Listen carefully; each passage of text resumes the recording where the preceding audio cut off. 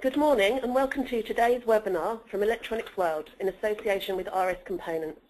My name is Eleanor Mackay and I'm editor of the Electrical and Electronics portfolio for SJP Business Media. Today's presentation is titled The Internet of Things, Connectivity Makes the World Go Round. Our presenter today is Alexandra Deschamps-Sonsino from Designswarm. There will be an opportunity for questions at the end of the presentation, and we will also be launching some poll questions, and we would be very grateful if you would answer those. It only remains for me to hand you over to Alex. Thank you, Alex. Thank you, Ellie, and welcome everyone. It's a great pleasure to be here and to talk about the Internet of Things. I will be talking about what it is, who wants it, and whether we're in a handbasket. So the rules of play are quite simple for today. Please ask questions.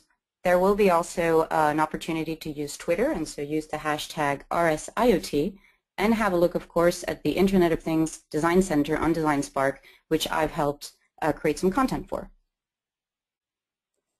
The topics that we'll be talking about today is what is the Internet of Things, where does it come from, what does making have to do with it, and what are some of the big trends, as well as ways for you to find out more.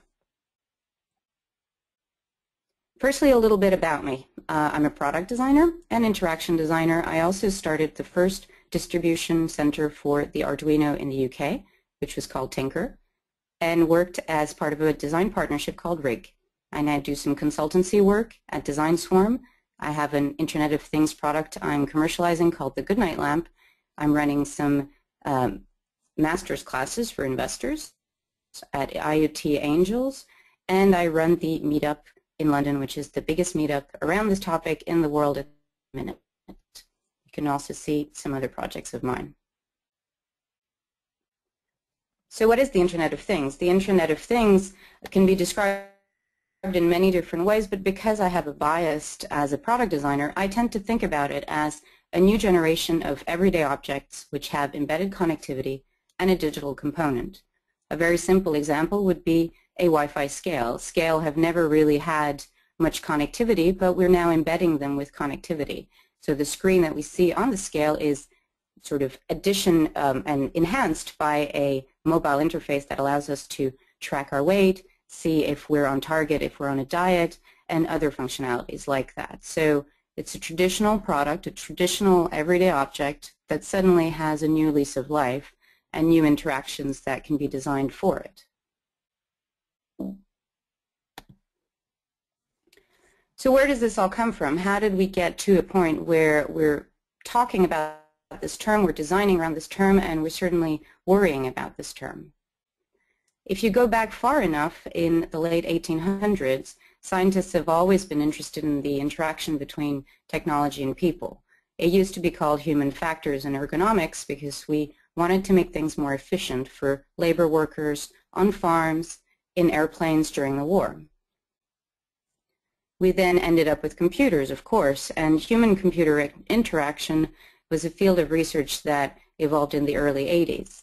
And so it was the steady planning and design and use of interaction between people and computers. How we interact with computers, how we interact with what's on the screen, and how we design those experiences in ways that make sense. And then a subgenre, I suppose, of human-computer interaction became interaction design, which I studied.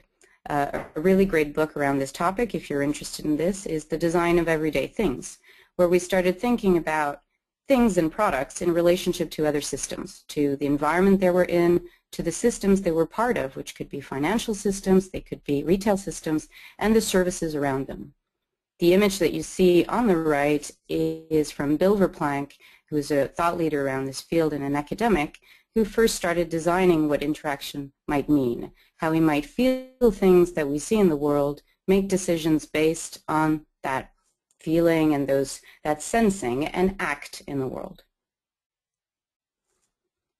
If you take a leap forward, again, in 1989, the famous paper from Tim Berners-Lee also describes what the Internet might become, but in the context of people, things, and documents.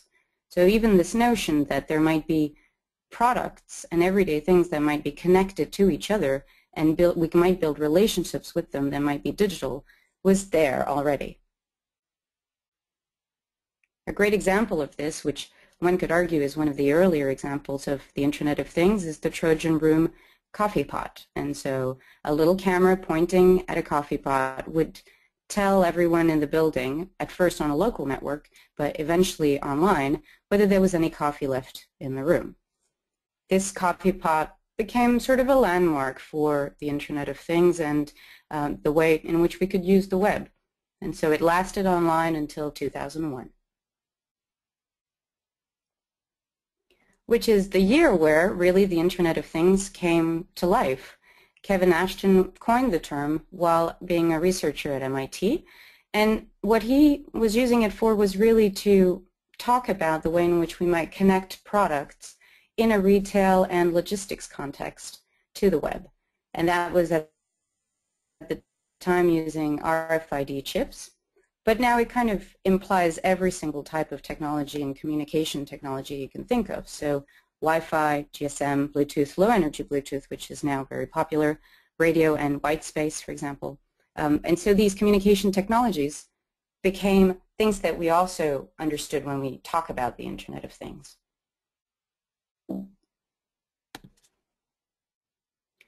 Very early products, or example of early products that could qualify as Internet of Things products, were products that were designed before we had cell phones and social media. Nabastag, ambient devices, the ambient orb, the ambient umbrella, and glow caps are all examples of early products that perhaps didn't do as well as they could have if they were launched this year or even last year, but at the time were really pioneers.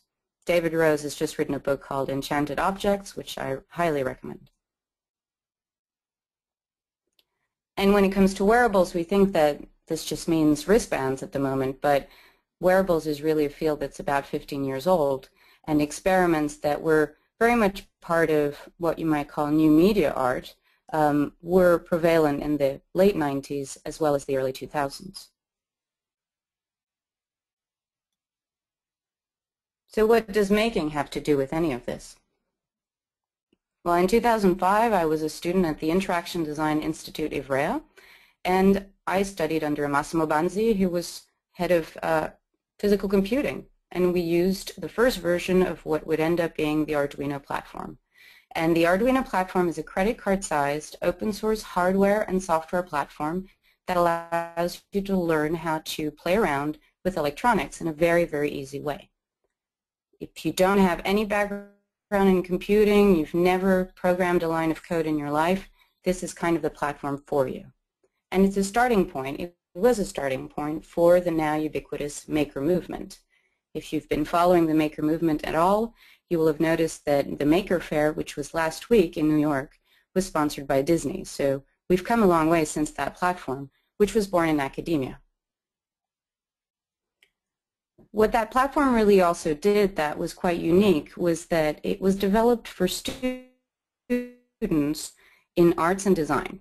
And what students do with arts and design capabilities is they tend to build prototypes and products that are highly visual and also very web-friendly in a way. People like writing about them, they're experiments, and they're really very PR-friendly.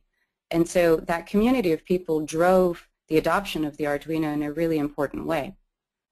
These are some of the examples of products that have been built using the Arduino, from a very simple prototype that you might build in a few hours to something like the Quattro radio, which was done in my master's degree by some colleagues, a radio that was linked to a teddy bear, and the teddy bear acted as the snooze button. So you had the teddy bear with you in bed, and you could press it in order to snooze the alarm clock that was perhaps a little bit further away. And beyond anything else, of course, the Arduino has a really great community. Being open source on the hardware and the software side means that a lot of people will share their work and also give other people advice. And so if you look at the forum, which is online at the moment, this is from yesterday, there are thousands of posts on troubleshooting, installation, general questions, as well as really deep and concise information about particular topics. And there are, of course, lots of options. There are lots of different types of boards that they've developed through the years. Lots of other people have developed boards on top of what they were doing, of course, because it's open source. And so the ecology around the Arduino is extremely rich, which led to platforms like the Raspberry Pi, which are a little bit more recent and based in the UK. The Arduino was designed in Italy, in northern Italy, and is now manufactured in several centers around the world. The Raspberry Pi is manufactured in Wales and developed really for the computer science market in schools specifically. So for young kids to learn how to code, this is really an ideal platform, also open source, and uses Linux. Lots of different people are building things on top of the Raspberry Pi, and two projects which are very recent called Kano and PyTop really exploit that platform and its strength to help kids code and get started with electronics very quickly as well.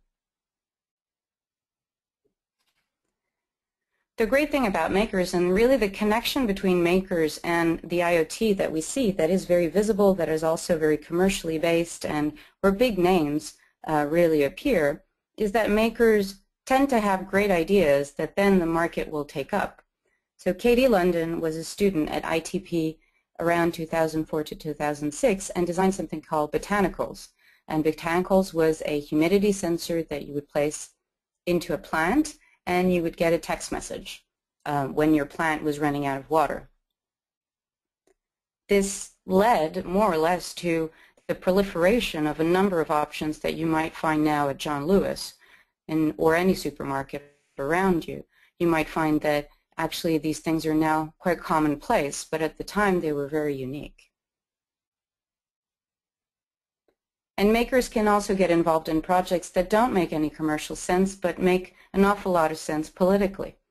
A good friend of mine and also colleague from Ivrea, Haiyan, worked with a company called Safecast to map the radiation levels at Fukushima because the government was unwilling to share their own data. So using bits of the Arduino and other platforms, they made a maker kit that people could easily have access to, and they could connect that information to their phone that would then map that information onto a map, and that actually pushed the government to release more information and more accessible data around the radiation levels.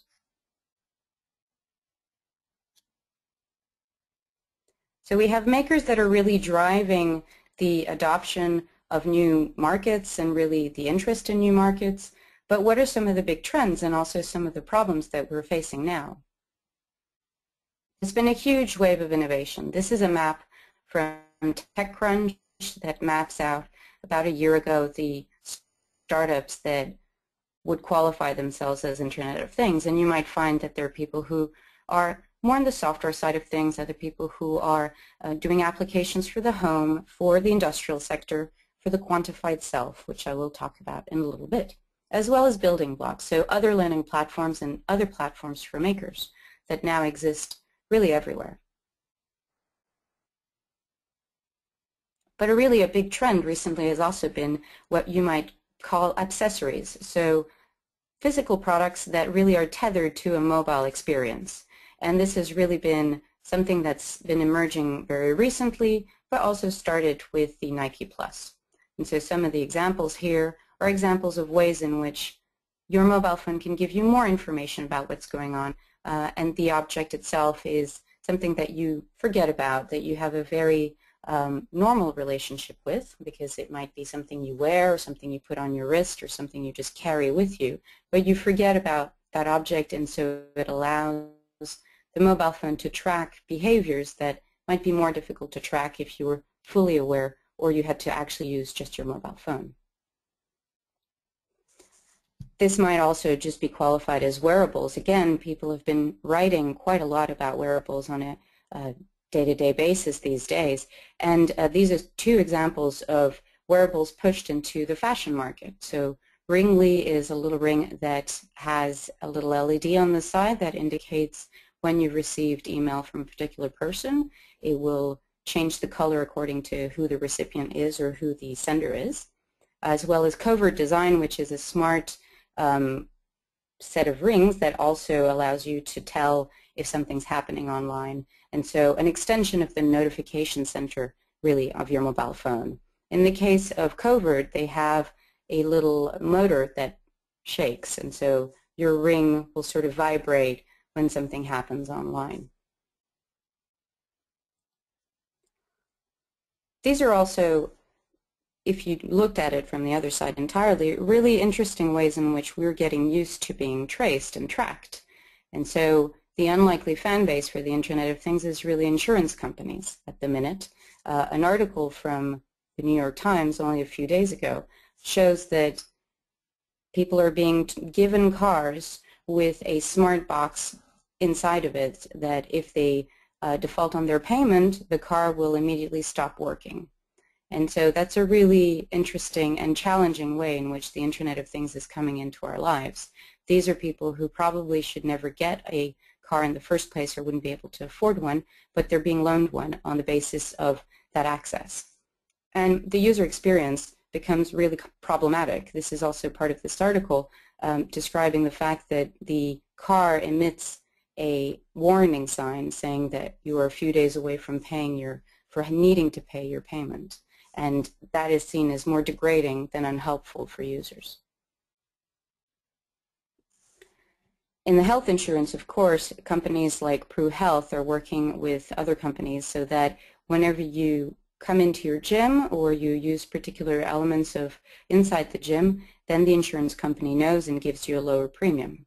And this has driven, of course, people to just sign into the gym and not necessarily use anything because they knew that the insurance companies was looking at their attendance level only.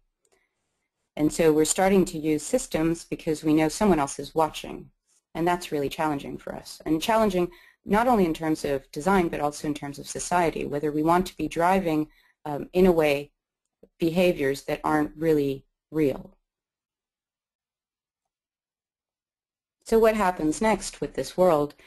This is a provocative thought, I suppose, but if we get a little bit too used to being traced and tracked by these wearables, which is really only a subgenre of the Internet of Things, we might find that it says something about somebody because that person needs to wear these devices in order to have access to health insurance or travel insurance or any other type of insurance. And so we are, in a way, discriminating people on that basis, on the basis of owning these types of devices, because suddenly there's the implication that there's something wrong with them or there's something not quite right about their life that they need to be traced. And of course, another concern is the security aspect of all these things. A lot of experiments have been done where people have failed in terms of user experience and in terms of security. One of the early picture frames from Kodak actually came with an email address, and so you could send pictures to a digital picture frame by emailing that frame, which is of course an opportunity for terrible content to be sent to that frame by spammers. Fitbit's first generation also allowed people to share information about their activities, which might not be related to health, and trace that and place that on a slide on a graph, and that graph was not protected. And so whenever you would Google someone's name, you could see what they'd been up to and where they had been doing those activities. More recently, of course, in the UK, and these are two UK examples, baby monitors have been hacked, as well as fridges that have been hacked and are sending spam. And interoperability always comes up as a topic area because, of course, makers are using different languages, different communication protocols, different platforms, or baked-in middleware platforms to build their products. And there's no real agreement as to how we should all be working together in order for these things to not become the intranet of things. As my friend Adrian McEwen says, objects should be, in a way, citizens of the web and the internet, and not somewhere else owned by somebody else. A project in the UK called HyperCat is trying to address that, and I really suggest you have a look at what they're doing.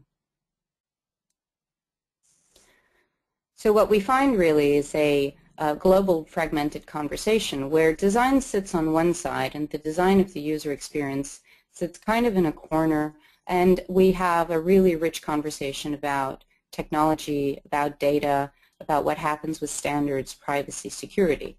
But these are not isolated conversations because they really do influence how people take in and people adopt Internet of Things devices.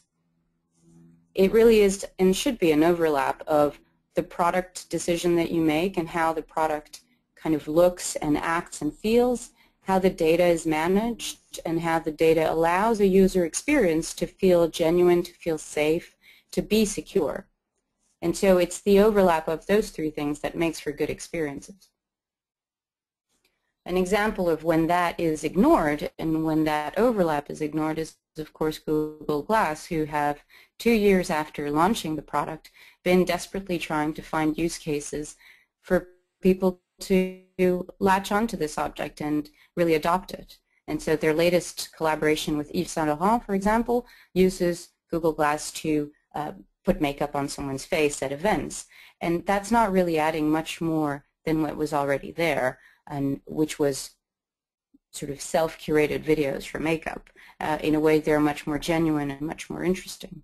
As well as the collaboration with Jan van Furstenberg, who is a designer. Introducing Google Glass inside a collection is, again, applying, in a way, lipstick on a pig.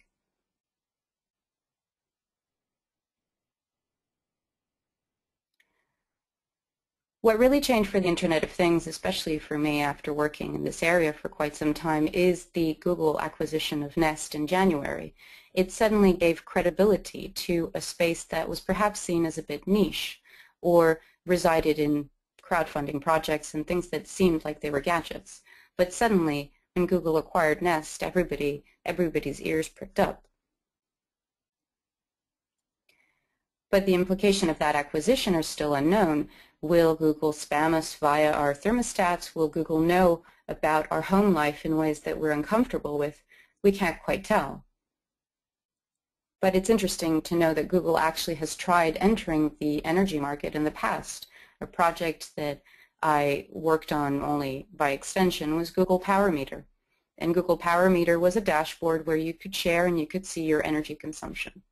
That was a failure, and that really didn't see much uptake. And so Google Power Meter is now a google.org project, but in a way it makes sense in the context of the Nest acquisition. Maybe they are just trying to get into the energy market. Regardless of where they'll go, they are the proof that there is something inside this industry of the Internet of Things that really has some potential and shouldn't be dismissed as just a generation of gadgets. I hope this has been useful and this has covered some of the big trends and some of the big opportunities.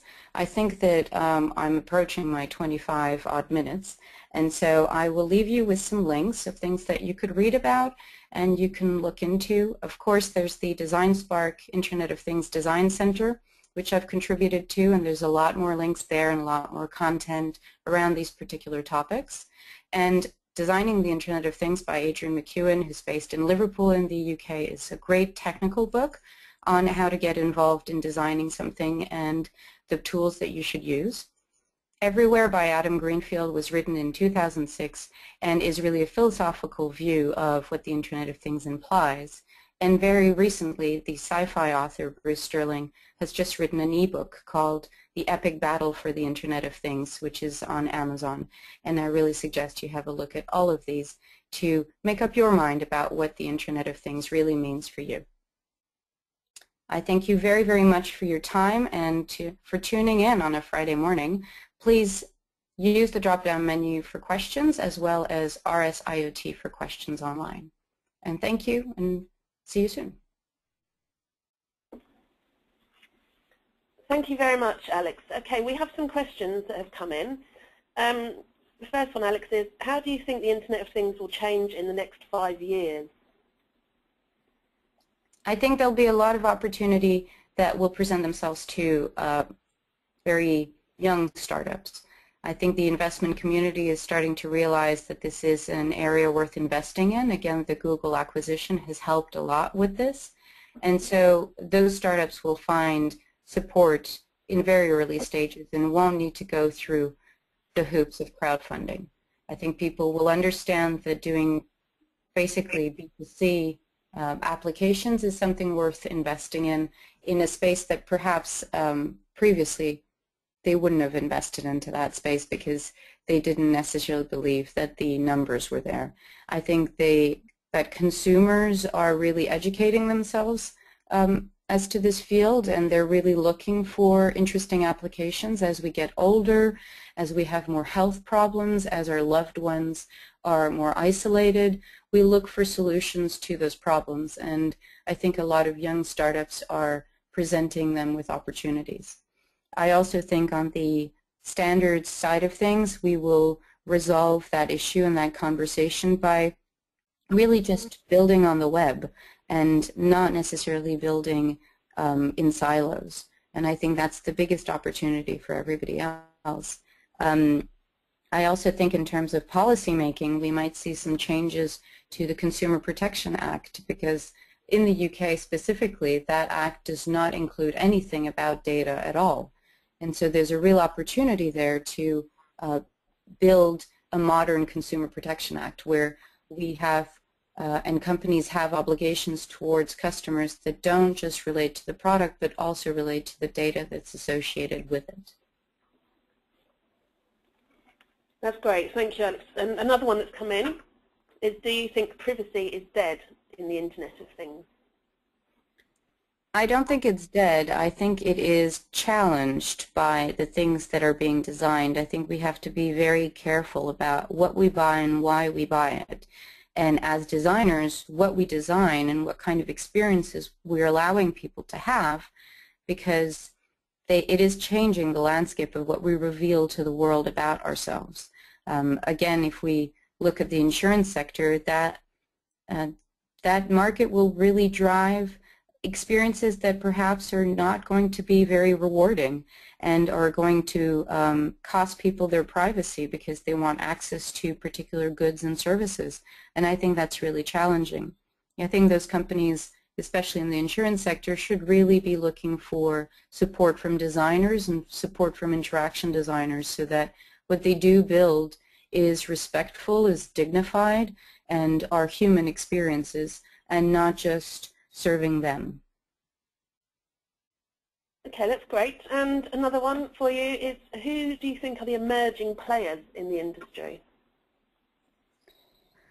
I think the emerging players are really white goods manufacturers and people who, especially toy companies and people who will have been in the business of making everyday products but had dismissed the addition of electronics and computation because it was too expensive. Those problems are disappearing. Whether they then build products that people want to hold on to and not have a very fickle experience with, which is what we experience as consumers in the 21st century, is another matter. And I think there's a real opportunity for those companies to step up and really build meaningful relationships for their objects with the addition of computation.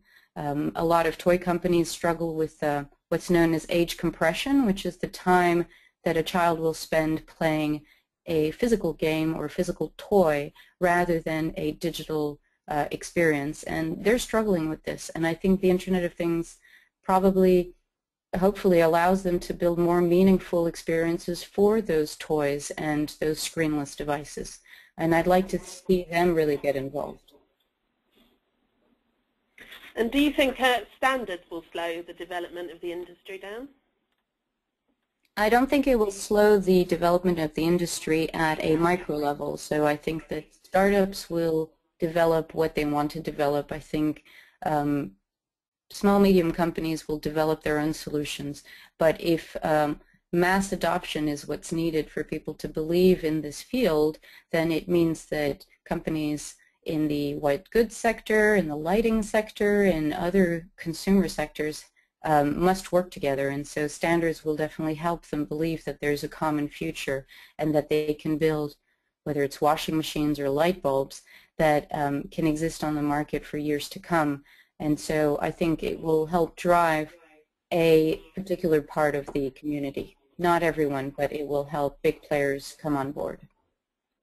Okay, so we have had one other question. Is there any specific set of protocols to implement IoT? Not at the minute. I think really from a technical standpoint, I'm probably not the best place to answer that question. But building on the web and building on HTTP is really one way forward in a way. So making sure that you're talking to the web and you're not talking to some proprietary piece of software somewhere allows ideas to flow and people to build on top of what you're doing in ways that are useful.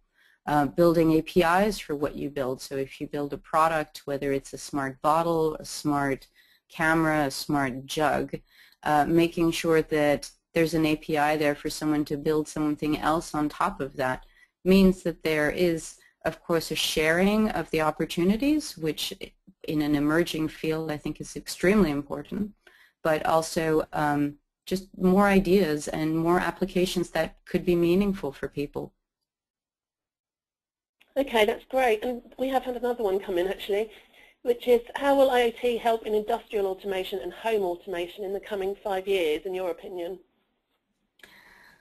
They're two very different things. Home automation is a really interesting and tricky one. It used to be called domotics for a very long time, which just implied the automation of lighting whenever you would open a cupboard and things like that. Now with Apple and Apple's Thread program specifically coming into play and other players coming in, I think there's an opportunity for home automation to be a little bit more playful, for things to be automated when behaviors are happening outside the home. I think it's also a very tricky space because for people, their home is something they, unless they have a pet, they forget about when they close the door to go to work in the morning.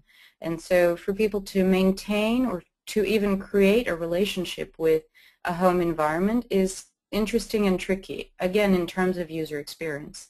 In the industrial sector, of course, some people would argue that the Internet of Things has always existed in the industrial sector, that being able to track the performance of machines and to track the each and every element of a factory, let's say, has always existed. It has, but it's never been shared with everybody else. It's again been proprietary, and so once you open that up, you know, there are opportunities that will open up. People will start creating applications for your factory that you wouldn't have thought of, and so there's a possibility there to really extend what's already been created and create new opportunities. So imagine a factory that had each and every element was connected to the web and in a way that, you know, didn't detract from everyday business. What could people build for it, or what services could people build on top of it? Could you work with your logistics partner in a better way? Could you look at fulfilling your client's needs in a better way because you know what's coming up, because someone said something on social media that might imply that there might be a surge in demand for something else and that you actually provide. There's lots of ways of connecting the dots that are more about opening up what you're doing and sharing what you're doing with the world, really, instead of keeping things to yourself. There's big business to be done in keeping things to yourself, but there's more innovation when you open up. That's fantastic. Thank you, Alex. We're actually going to go to some poll questions now. If you could just take a few seconds to answer them, we'd be very grateful. The first question is, how likely are you to invest in building an IoT product inside your company?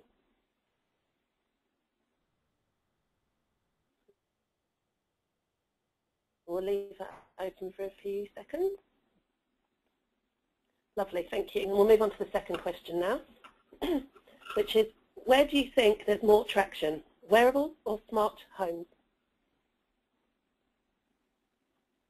Thank you again. The third question is, how useful has this webinar been in helping you understand the Internet of Things?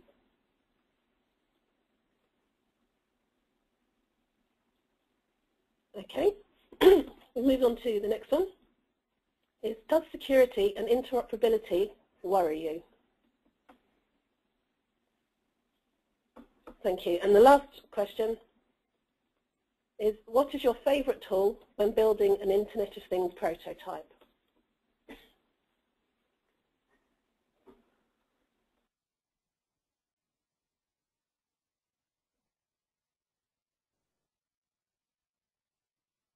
Thank you very much, and thank you, Alex, for a very informative presentation. For any further information, please do visit the Electronics World website at electronicsworld.co.uk/webinars.